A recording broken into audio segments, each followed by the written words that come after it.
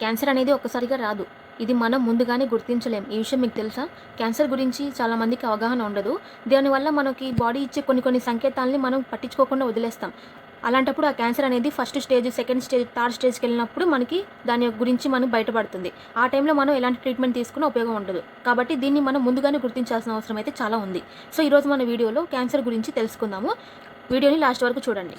అసలు క్యాన్సర్ అంటే ఏంటి? శరీరంలో కొన్ని కణాలు అదుపు లేకుండా పెరిగి ఇతర భాగాలకు వ్యాపించడాన్ని క్యాన్సర్ అంటారు. అంటే క్యాన్సర్ అనేది ఒక డిసీజ్. కొన్ని బాడీ సెల్స్‌లో అవి గ్రో అయ్యి దాన్ని ఎక్కువగా స్ప్రెడ్ చేస్తూ ఉంటాయి. దీనివల్ల మిగతా కణాలన్నీ కూడా క్యాన్సర్ బారిన పడి మనకి కొన్ని కొన్ని పార్ట్స్‌కి క్యాన్సర్ అనేది వస్తూ ఉంటుంది. అంటే మనం వింటుంటాం కదా! అంటే ఓరల్ క్యాన్సర్, బ్రెస్ట్ క్యాన్సర్, లేదంటే కడుపులో వచ్చే క్యాన్సర్. సో, ఇలాంటివి కొన్ని రకరకాల క్యాన్సర్‌లు అనేవి వస్తూ ఉంటాయన్నమాట. ఇవేం చేస్తాయంటే మనకి ఇది కణాల్లో వచ్చేది కాబట్టి ఎక్కువగా స్ప్రెడ్ అవుతుంది. దీన్ని మనం ముందుగానే గుర్తించలేం. ఎందుకంటే స్టార్టింగ్‌లో మనకి కొన్ని కొన్ని సంకేతాలు మాత్రమే కనిపిస్తాయి. అంత ఎక్కువ సంకేతాలు కనిపించవు కాబట్టి అది తొందరగా మనం గుర్తించలేము.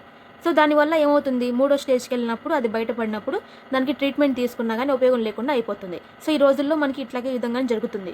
సో, దీని గురించి అవగాహన అనేది చాలా చాలా అవసరం.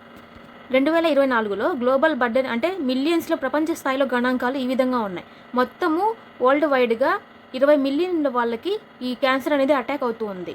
ముఖ్యంగా దీనివల్ల చనిపోతున్న వాళ్ళు 9 మిలియన్స్ అనమాట. అదేవిధంగా మన ఇండియాలో కొత్త కొత్త కేసెస్ 1.56 మిలియన్ మెంబర్స్‌కి వస్తుంది. ఇండియాలో చనిపోతున్న వాళ్ళు 0.9 మిలియన్ మెంబర్స్ అనమాట. చూడండి ఎంత స్ప్రెడ్ అవుతుంది. రానున్న రోజుల్లో ఎక్కువగా క్యాన్సర్ వచ్చే అవకాశం ఉందని చెప్పేసి నిపుణులు చెప్తున్నారు. సో, దీన్ని అసలు నిర్లక్ష్యం చేయకండి. ఎందుకంటే ఒకసారి అటాక్ అయిందంటే దీన్ని మనం తగ్గించుకోవడం చాలా కష్టమవుతుంది కాబట్టి ముందు జాగ్రత్త మనం తీసుకోవాలి. అంటే prevention is better than cure అనమాట. సో, దీంట్లో ఎన్ని రకాలు ఉంటాయంటే బ్రెస్ట్ క్యాన్సర్ ఒకటి, అంటే లేడీస్‌లో ఎక్కువగా సాధారణంగా వచ్చేది బ్రెస్ట్ క్యాన్సర్. అలాగే లంగ్ క్యాన్సర్ అనమాట. సో, దీనివల్ల మరణాలకు ప్రధాన కారణం అనేది లంగ్ క్యాన్సరు. అదేవిధంగా ఓరల్ క్యాన్సర్ అనేది ఉంటుంది. భారతదేశంలో నోటి క్యాన్సర్ ప్రాబల్యం ఎక్కువగా ఉంది. దీని యొక్క ముందస్తు లక్షణాలు ఏమేమి ఉంటాయంటే ముఖ్యంగా వచ్చేది యూరిన్‌లో మార్పులు వస్తుంటాయి. అదేవిధంగా సోర్ అంటే పుండ్లు వచ్చి మనకు అవి తగ్గకుండా గాయాల్లాగా మారిపోతూ ఉంటాయి. అదొకటి. ఇంకొకటి ఏంటంటే అన్యూజువల్, అసాధారణంగా రక్తస్రావం జరగడం అనమాట. అదేవిధంగా థిక్కనింగ్ అనమాట. అంటే శరీరంలో గడ్డలు ఏర్పడుతూ ఉంటాయన్నమాట. సో, దీన్ని గుర్తుంచుకోవాలి. దీని యొక్క లక్షణాలు ఈ విధంగా ఉంటాయి. కానీ ఇది స్టార్టింగ్ స్టేజ్‌లో అంతగా కనిపించకపోవచ్చు. అందుకే మనం ముందుగా గుర్తించలేము. అదేవిధంగా మనం దీని ముందస్తుగా పరీక్షలు ఏమేమి చేయించుకోవాలంటే బ్రెస్ట్ హెల్త్ కోసము మామోగ్రామ్స్ అని చెప్పేసి ఒక టెస్ట్ ఉంటుంది. అదేవిధంగా పాప్స్మెర్స్ అని చెప్పేసి సర్వికల్ క్యాన్సర్ ప్రివెన్షన్ కోసం చేయించుకుంటారు. ఇంకొకటి బయాప్సీ ఉంటుంది. ఇదేం చేస్తుందంటే మన సెల్ యొక్క నేచర్ ఎలా ఉందని చెప్పేసి మనం కన్ఫర్మ్ చేసుకోవచ్చు. తర్వాత సెల్ఫ్ ఎగ్జామ్స్ అనమాట. అంటే మన బాడీ ఎలా ఉందనేది మనం చెక్ చేసుకోవడం ఫస్ట్ స్టెప్ అనేది. మనం ముందుగా ఎర్లీగా డిటెక్ట్ చేసుకున్నామంటే క్యాన్సర్ ఉంది అని చెప్పేసి 90%ని క్యాన్సర్ని మనం జయించవచ్చు. కానీ దాన్ని ముందుగా మనకి సంకేతాలు రావు కాబట్టి మనం దీన్ని గుర్తించలేము. అదేవిధంగా దీని యొక్క నివారణ అవకాశం ఎలా ఉంటుందంటే 50% ప్రివెంటబుల్ కేసెస్ మాత్రమే ఉన్నాయి. 100% అయితే లేదు. 50% అంటే సగం కంటే ఎక్కువ క్యాన్సర్ కేసులు నివారించగలిగినవి. కానీ ధూమపానం, మద్యపానం లేదంటే సరైన ఆహారం లేకపోవడం వల్ల దీనికి కారణాలు అవుతున్నాయి. అదేవిధంగా మనం డైలీ రోజువారీ జాగ్రత్తలని మనం ఖచ్చితంగా తీసుకోవాలి. ఎక్కువగా ఆల్కహాలు అంటే డ్రింకింగ్, స్మోకింగ్ అనేది దూరంగా ఉండాలి.